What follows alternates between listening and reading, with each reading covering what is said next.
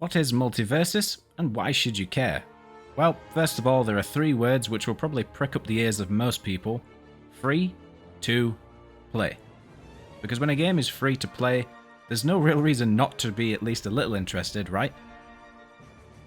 Multiversus is a fighting game, more accurately described as a platform brawler or a Smash-like game.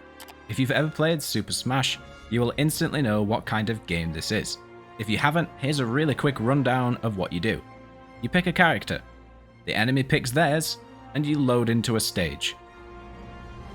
Every time you hit them, their damage percentage increases, making it easier to knock them further with the next hit.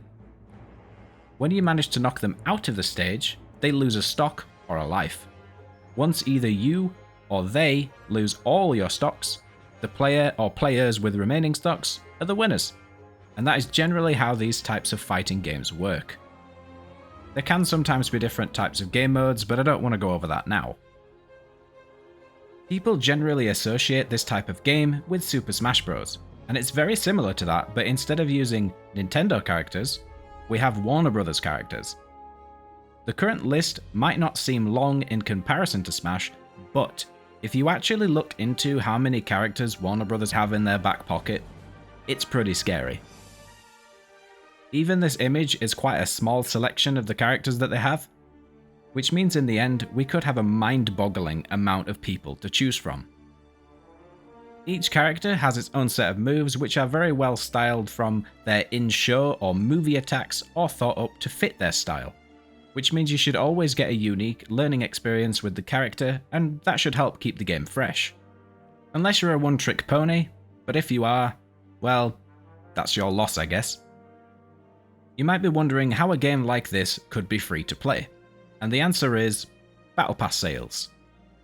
Now I know that might be a red flag for some, as some Battle Passes in games are obnoxiously grindy to the point where you have to play many hours a day just to finish them. However, in the closed alpha it was actually almost easy to finish. I played about 30 hours across the whole closed alpha and was level 47 out of 50. The little challenges you finish per season are actually so massive in gains, you can easily finish the Battle Pass in a few weeks to a month of just casual play.